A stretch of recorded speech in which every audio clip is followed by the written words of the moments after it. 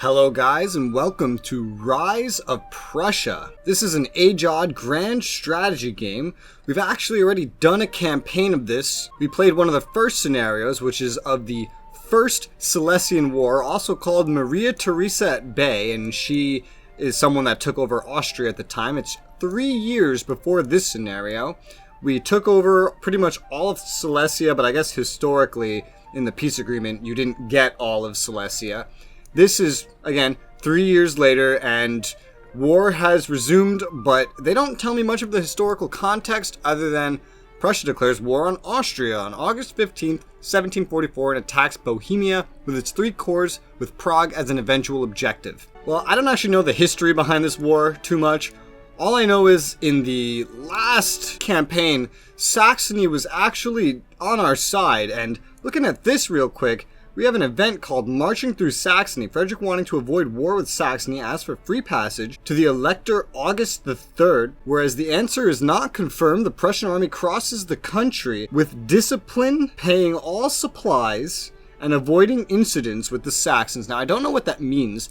All I know is if we look at the owner of all regions here, we'll see that the loyalty of all these locations goes to the Austrians. The blue's us, this color, this white color is Austrian. And it's actually, this is the HRE over here. I don't think the HRE was in the first scenario.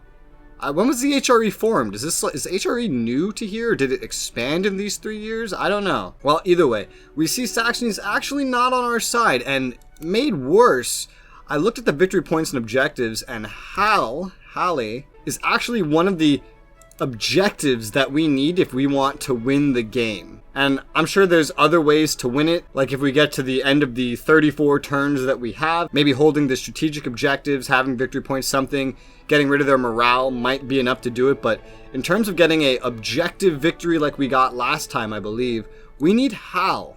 I don't know how to say this, so I'm probably gonna mix it up. Now, as it stands though, if we go to this map, we'll see that this is in the fog of war. It says the region cannot be entered in this scenario, meaning there must be some kind of historical date where Saxony had joined the war, so we actually won't be able to attack this until later. So all of this right here is something we need to focus on getting in order to win the game. As it stands, we do have about equal income of victory points as the enemy. A victory point is as much of a way to win, I guess, as it is a currency. We start out with a little bit more than Austria has.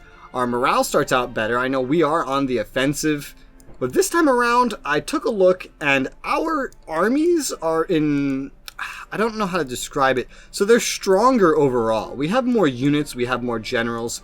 We're definitely better off, but I'm pretty sure the Austrians are too. I actually took a look at the Austrian start, and on the Austrian start, the Austrians don't start out with control of Halle over here. Whereas for the Prussian start, they do start out with control of Halle. So that is kind of annoying. That seems like cheating, because this generates victory points. If you play as the Austrians, you don't get this. Therefore, you don't get the victory points. If you play as the Prussians, the Austrians get it and thus get the victory points, and you can't even take it until they enter the war. I don't know when they enter the war. It could be next turn for all I know.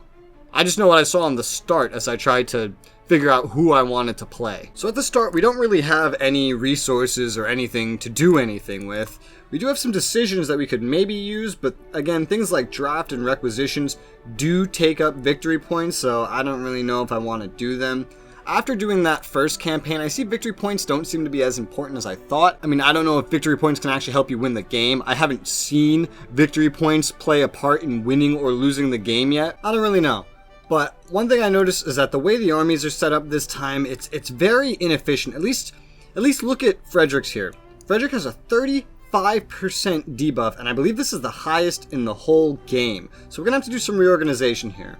I want to start up here because I noticed that this army here is fixed for 12 turns. So I'm going to guess maybe in 12 turns is when Saxony joins the war, because maybe historically Saxony joins the war. This guy's right next to Saxony, so he unlocks. He has a pretty decent sized army. But there's also this siege artillery unit here, which is in a regiment, which I'm going to just drag into his little army here, give him a little bit more power, give him some artillery, because he doesn't have any artillery other than that. So yeah, just basically giving him power to be ready, I guess, to march on Halle, because I'm not going to keep anybody up here, even though we do have some, one victory objective right here. Flashing is victory objective, and the rest of these that are solid are actually strategic cities, and I still don't actually know what those are good for. I think that's for winning at the very end of the game when the turns run out. Last thing we did, we actually won before the turns ran out. It was a 24 turn scenario, 25 turn, and we ended with 4 turns remaining. Hopefully we can beat this in a similar fashion. At least, again, we will be limited by whenever Hallie becomes available to us, but wouldn't it be so cool if we could do this way better than we did it last time? Because we don't start choke pointed up here with winter on the horizon. I mean, it is on the horizon, but still. So I've begun splitting up these two armies here. I've already gotten Frederick's army from like 3,200 to 3,800 by lowering the penalty, even though I'm taking units out. I'm trying to do a little bit of optimizing of the stacks. They're pretty weird, not gonna lie. Like this guy has an open slot. This is another line infantry. It's a Jaeger Corps. I don't really know what the difference between a regular line infantry and a Jaeger Corps is. Game doesn't explain this, but we should be able to merge him into Henrik's brigade, which should improve efficiency a little bit more as well. We also just have an extra cavalry here, which is silly to have. What is you're at 5% penalty. We could toss him in there with these grenadiers, I believe these are. Yeah, elite infantry for the time being. I'll probably just throw him into a town to take control of it. Remember that annoying mechanic from the last playthrough? And just like that, there you go. We have 36 required and provided command as things stand. I don't think he can get any more than 36 at the moment, and none of the brigades have any more room for anything. So he has peaked out at 4,200. That is 4,221 power. We literally raised his power by 1,000. It was originally 75%, approximately, of what it is right now. Before I took units out of it, I removed units from an army and made it stronger. And now there's just another 1,000 power over here. And it's only 1,000 because they're all bunched together. They have a 35% penalty right now. If I split them all like apart, then technically we would get even more efficient and even more power. It's a really weird system. Most games have nothing like it, but it definitely highlights the organizational or logistical issues that armies have faced throughout history, something which Prussians were particularly good at and better than anybody else at for like most of their history. As for our war plans here, as we can see, Prague is the most important objective on the map. In fact, all these objectives are rated for a lot more points than they were in the campaign we just did. Like the highest one was like 5 or something. So they all generated less victory points, I believe, and they were all worth a lot less morale. Like if we took Prague, which we did in the previous campaign, then the Austrians only lost 5 morale. Every time you take something for the first time, then that enemy that holds it actually loses morale and you gain that morale. But as it stands, as you see, Prague, they would lose 25 morale. Their morale is already lower than ours. For the record, when morale is over 100, you start getting bonuses to things like your cohesion, so your overall combat power and readiness in general. When it goes under 100, you start losing it. Right now, we're both a little buffed up. We're about pretty even though. But I do figure the more of these cities that I can take sooner rather than later, the quicker this war will be over. And as it stands, I can take 2 of these other cities and it wouldn't be worth what Prague is worth. So we're definitely going to take Frederick and march him right down to Prague. Take him 13 days to get there. He'll start the siege when he gets there. We'll take Rothenburg's force here too, his horribly inefficient force, and march it down there as well. Ooh, but that doesn't look very good for time. Would it be easier if I split him up? By the way, let me lock him so I don't fuck anything up. Would it be easier if I split anything up? Well, it could be. The thing is that he'd get here before Frederick, and I don't want that. So let's take that and put that back there. I don't want anyone arriving before Frederick because if there's enemies standing outside of Prague, that means a battle. So Frederick has to get there first because he's worth 4,221 power. That is more than any of these other armies. That's probably worth about the same amount if you combined all 3 of these armies into one. And just to make sure, okay, none of them have any kinds of issues. What about this one back here? 30 out of 30, now that I added this other group in. That's really good, actually. So what I'll probably do is I'll probably end up taking these brigades and tossing them in over here with Kurt. Hey, it's Kurt! This guy was in our last campaign as well, along with Frederick II. I don't think we have the other Frederick. Oh, we got Prince Leopold here. He was in our other campaign. But we relied very heavily last time on someone named Frederick the First. And I don't see him. I don't think he's in this one. Oh well. So we'll probably send this army just down to Prague along with Frederick for the time being. He'll take over anything Frederick's too slow or, well, too fast to take over on his way, making sure the supply keeps up. Here's the supply map as it stands. We have some pretty good supply depots over here. This seems a little problematic, but I'm sure Leipzig is something we would lose really quick once the fight starts anyway. And I'll probably take him and I'll rush him through and basically try to meet up a lot of these units with Kurt and Prince, because actually I believe there's just enough units to get them both up to their max command so they wouldn't have any penalties, which is really convenient, and it makes me wonder why they're not placed in with these armies already anyway. I guess we're min-maxing something by game mechanics, but now we have to figure out what to do with these guys. The choice seems pretty easy. Like, I figure we'll take Karl here. Karl von der Marwitz. Alright. We'll take Heinrich. Wow, that's a long-ass name. We'll take Karl, and we'll send him down to Troppau. Oh, man. Having already fought over all this in the previous campaign, like, I have an idea of what to expect, but I know it's not correct. We'll send him down to Troppau, because that's an objective. Konglomerat is an objective. This was nearly impossible for us to take last time, because the Austrians had so many troops sitting on it. Not this time, I hope. And we'll send probably both Leopold as well as Kurt. There's nothing easy to call this guy, so I'm just going to have to call him Leopold, I guess.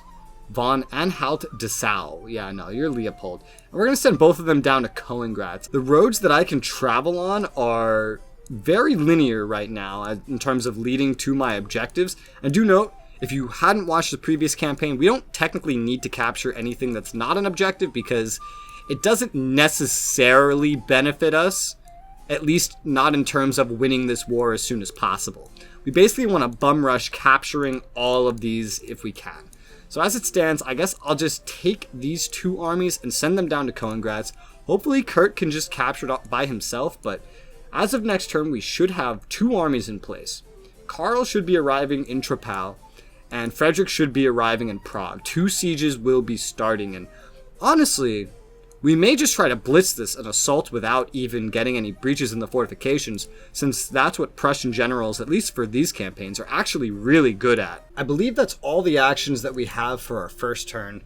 So let's hit next turn. There shouldn't be any real action unless there's enemies sitting on Troppau or Prague when we arrive at the end of the turn. Oh, we can see the Austrians moving. Someone over here must be our ally for this campaign. Okay, we do have a fight in Troppau. There's a sizable Austrian force sitting here. Now, one downside is that our troops have been marching for 13 days straight. One of Prussia's formations is retreating. That's not good. We've been marching for 13 days straight, so our cohesion is probably pretty shitty by the time this battle has started, because these turns are 14 days each.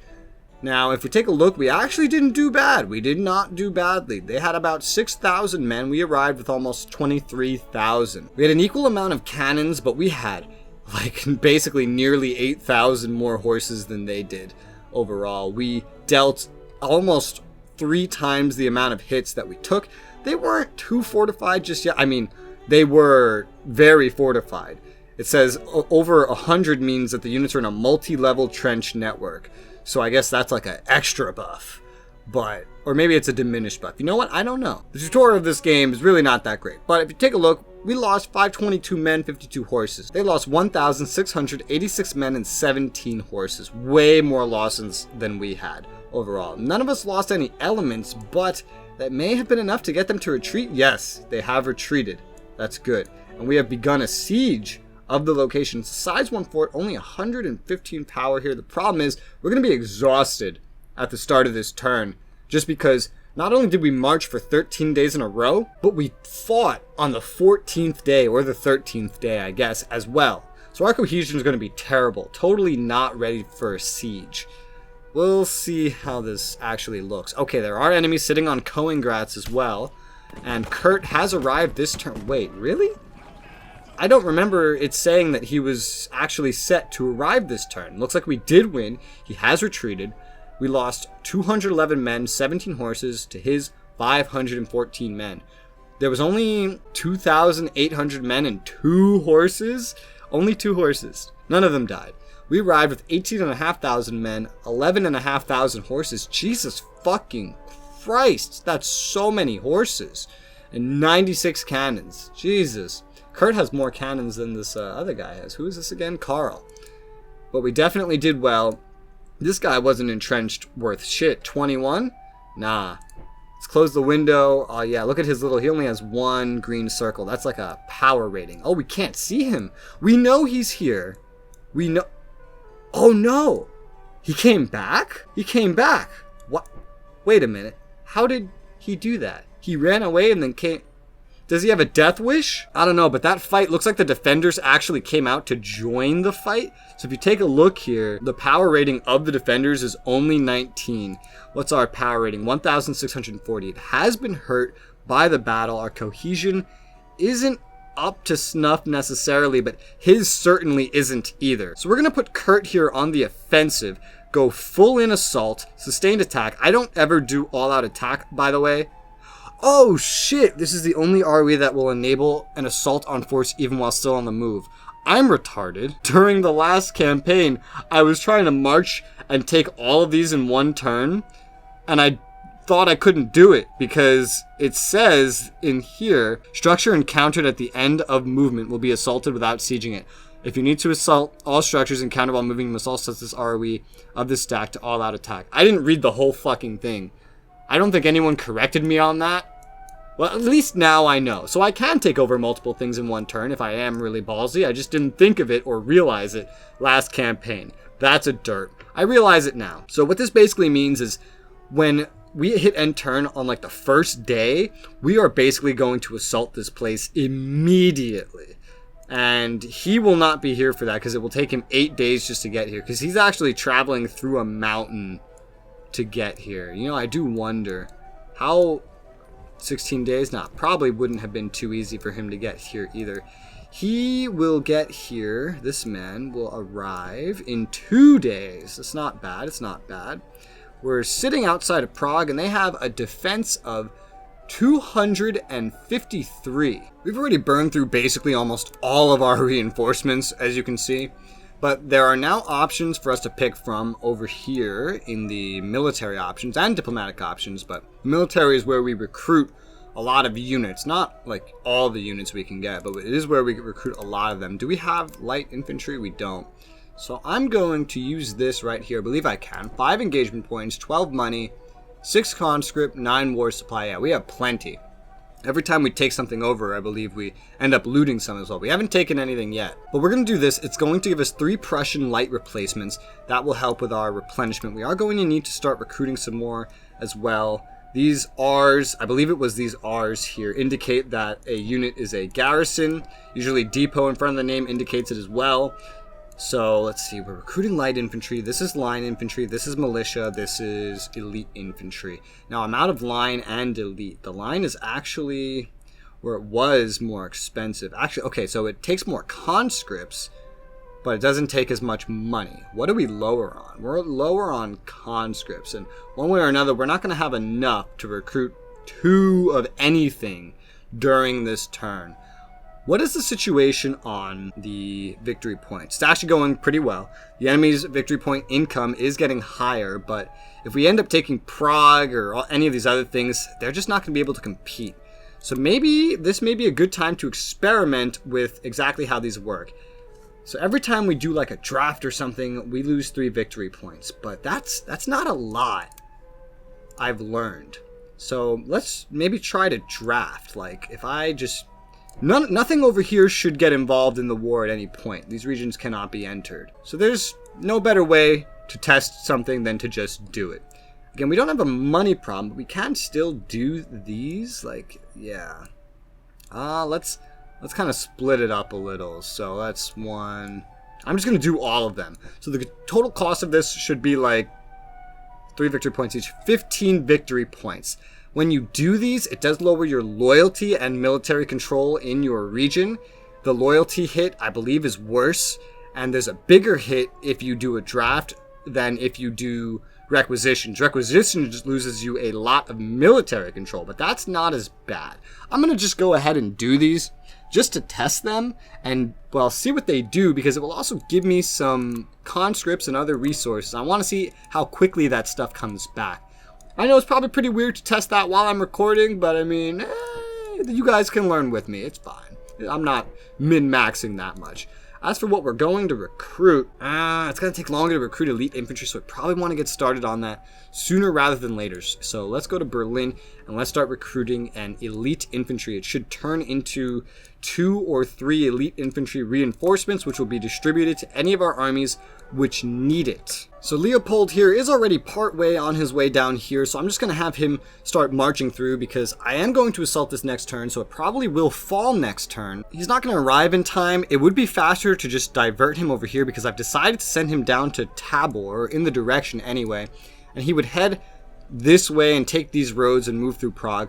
But I'm just going to have him move through the friendly territory, because I believe it will save his cohesion a little bit. And then he can also kind of connect these roads to Prague for supply purposes. Connect Konglomerat directly to Prague, not that far away. I don't know, it's a little less efficient in terms of in-game days, maybe. If I remember correctly, this is only 25 days. To do it the other way would have been, come on, 24 days. That's not a big deal. Turns are 14 days each, so that's 28 days that it takes in order for 2 turns to pass. So this is still in a 2-turn movement phase. It's going to take 1 more day, slightly different route. At least this way, he'll be around here in case for whatever reason this fails or Kurt ends up needing help. I'm also going to do something maybe a little crazy, maybe a little stupid. I'm just going to go and assault posture on Prague right fucking now. I'm also going to turn these guys to the offensive, because if they're on offensive, then they have a chance of getting involved in the battle even before it starts, basically. And in fact, you're already mid-movement, so this shouldn't cause any issues. If I just start, here we go, if I just start taking them all out of their little group here, their very, very inefficient group, and start moving them down here individually. Here you go. Okay. And now they only have 10% penalties, which is a lot better. Shortcut. Oh, you're already all on the offensive. Okay, so everyone's on the offensive except this guy, because he's deactivated, which is indicated by this little envelope. And deactivated means that he's not responding. It's to simulate how in real life you never had perfect communication with the general. Sometimes the general went off and did his own thing, so he's not likely to get involved. But everyone else is now going to individually roll a chance to get involved in this conflict. They're going to be a lot more efficient now. They're going to be worth more power, and we will see if they take part. The assault may be a stupid idea because they have a size 3 fort and there's no holes in the fortification. We've only been sieging it for like a day. Our cohesion isn't perfect, but there's only 253 power of units defending this, and in this army alone with its current cohesion we have 3,900 power. I don't see that we wouldn't be able to do this. And if we take it this turn, that means we don't have to wait another turn. And considering that there's 33 turns, it's not the longest campaign. That's just rushing, getting rid of their morale. The sooner we get rid of their morale, the worse their units start doing. And in case any of their big armies show up or any other fights happen, they will be less and less prepared for it, because their max cohesion will go down. And it will just, I don't know, just in my mind, I feel like it's a good idea. Let's take a look at Karl. His cohesion, his power is really not as bad as I thought it would be after this move. I'm actually pretty content with the way this has turned out. So we're going to hit assault and put him on the assault as well. We're being very ballsy. Oh, I should put you on offensive too, so you have a chance to join in this assault. I'm also going to put Leopold on the offensive so he has a chance to take part in this attack as well. Roll the dice kind of chance. Hope for the best. And next turn, if we're lucky, we should take 3 of their objective cities literally that quickly. Hopefully. We'll see. And then it'll be at the start of the turn, so at the very least, we'll have the rest of the turn to rest. Technically, I could have assaulted 2 of these places last turn. Maybe just Prague, because it was the only one without units standing outside of it, I think. I'm not sure. But, yeah, maybe I could have taken them last turn if I really wanted to rush it, but this is already kind of rushing it by not putting any holes in the fortification. And they will lose 25, 35, and Tropau is worth 10. 45 morale in one turn. If this works, guys, I'm really betting a lot on this. This might be a stupid idea. I don't know. But we've made our moves. Let's hit end turn, and oh boy. This could be either the most ingenious German tactic I've ever done, or the worst mistake I've ever made. Okay, so this takes place the day after what we were just on, so a lot of our units actually arrived in the region for the assault, which is actually really good. And let's see how it works. Damn, alright. So because there was 3 levels of fort, we actually had a lot of losses. A lot more than our enemies had. 2,575 men, but we had almost 45,000 men in the battle. It's still a lot of units lost. However, the good news is we just lost hits. Now, we took 159 hits to the opponent's 36. Technically, that's terrible. That's awful. The enemy was entrenched like crazy. They only lost 780, not very much, but they lost 4 elements. They lost all of this line infantry. They did not lose any of the fort batteries. But it looks like we have taken the city. So even though we lost more men, it's fine. We've taken the city, and we have the rest of the turn to start to recuperate our losses. We may not have the replacements to actually recuperate the losses, but since we haven't lost any elements, then the units that are just injured will recover. They will recover. This battle is proceeding as well. We have our assaults, and this one, the odds are a lot better because these two are only like level 1 forts. It's not nearly as tough of a situation. We can already see that this guy is actually moving. He left this location. That's really interesting. I wonder where he's going. An enemy running around free is never a good thing, but as you see, we took less losses, kind of. Not less if you include the horses. Maybe less if you include their cannons, because cannons are worth a different amount. Fort battery, so, okay, so we've taken, we should have taken Tropau as well, considering I see that we've captured their fort batteries. And now we're assaulting this one. Konglomerat had almost no one defending it. We lost 0 men. 0 men we lost. Wow, and that's because this other group over here ran away, and we have no idea where he is now. He's in the fog of war. He's a small unit, so small units can hide pretty easily. And just like that, he ran away. What? Okay. Don't know what the fuck that was. Okay, he's over here. Well, that was that turn. For whatever reason, after that last turn, my requisitions just didn't go through. It just, for whatever reason, I don't know. It didn't work. Which is weird, because I have plenty of victory points. The enemy is, what? The enemy has -2 victory points. Those 3 losses that they just suffered were so decisive. They went from having victory points to literally just not having victory points. They still have an income of victory points, but right now they actually have negative victory points. That's crazy. I wonder if they are... Yeah, they're imposing requisitions and probably drafting as well. Okay. Well, I'm just going to test the drafts then, since they actually went through. I don't imagine drafting and requisitions will actually end up being something that I like doing or want to do. It's mainly just important for getting reinforcements, but in the first campaign, I know I didn't need them anyway. You get this stuff every turn, especially, I think, the more territory you have. Well, that's not exactly true. Hang on. There's a way to see this. There's a way to view what everything's kind of worth. I forget how to do it. Supply. All right, here we go. So if you see here, Breslau, it generates on the top, it'll generate 2 money. That's $2,000 or whatever. So that's 2 money. That is war supplies bottom, 3 war supplies. On the left is victory points. Oh, 4 victory points each. And on the right is conscript. So you'll see a lot of locations, especially important locations, do generate these things as well. That's a reason to take over things that you may not have to take over, is because they generate supplies like this. That's really interesting. So, I don't think Budweiser is an objective. No, it's not. But it does generate conscripts. So that might actually be valuable to take. Huh. I didn't really look or pay attention to or at any of this stuff last campaign. So I'm actually looking at it now. I'm realizing, that's pretty interesting. What is this? This isn't Prussia. Brunswick. Cannot be entered in this scenario, but we can get supply there. Meaning, it'll probably become open? I don't know. Poland, like why is Poland open? Do I just not understand the scale of this war, or am I just misinterpreting this map? I don't know. But for now, I think we have a nice full episode. I hope you guys are enjoying this game. I hope you guys end up enjoying this series. Leave me your thoughts in the comments below, and if you'd like to talk to me, hang out, or play some games with me or my little community, I do have a community server, and you can find it in the description below. Thank you guys very much for watching, and I'll see you on the next one.